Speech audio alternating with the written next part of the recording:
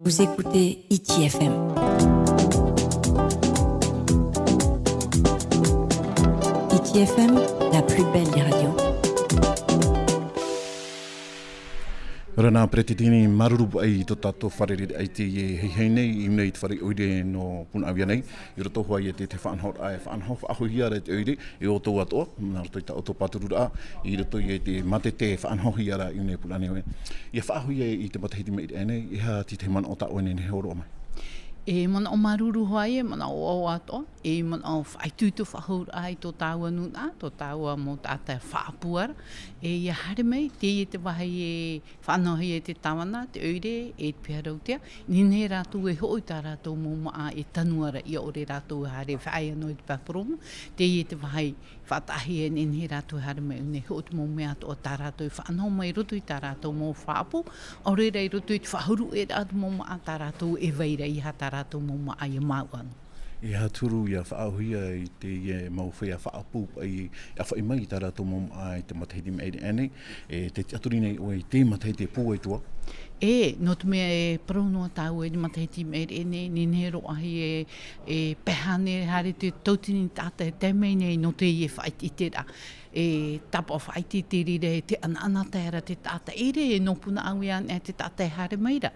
No te ure nāni no paia, no papa e te mei, e o mātau rātou e te mō hope te mamata mua o te awa e rawehia te hupe une e tapapa mai hoa rātou. No te mea mō maa api, me mea mui te i rawen e me oe, me api me te mō maa, me whahia i arawa no rātou. E te vera te mō maa a teira rātou e te, e te mō maa whahuru e hi e te mō maa, te tunu rāne, te whanau rāne, te mō maa i te tātou e tau ane. Terai e te mō mea api tau i tēra e te whaiara a mai mātou no te me poto, me arhei te mō māma mō papa niu mai, te hi aturu i tātou, no te hai ai te tātou mā te whanau ahauia. No ria me o aroa te whanau ai, whari wahau tāwana, hari whahau ai te mataiti, whaitutuan ai e tātou, te pira ai tō tāua nuna, hare mei, te whia hini aro hare mei whaitete, hare no mai, niu no mai e te pia rautia, tapa ohira tō rātou i oa, nene rātou hare mei rato i te whaitete.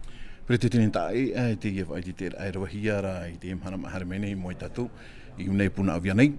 Te wea tura te hei mo whanhor ai i te te atua maumataina. Heni ana oe whaapapu mai tiri? E, no te mea ananhei, e iti tohia te whanhor ai i papara. O i hoi e parau tā rātou tumparau roi mei, parau ia no te uru, tapiri atu parau no te taro i roto.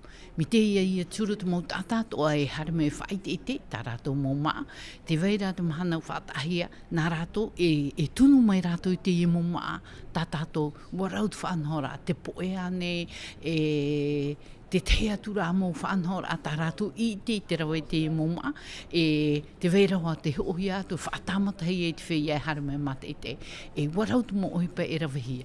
E mana toru, wara te whanau atu ara te nā oire e toru no te arapu, to ahutu weira o teupo, te e tō whanau ano tā rātou matete, e irti e te mana toru hare roi titu no te awa e perera, ini o toi te whanau ra, tā tātou mō maatum.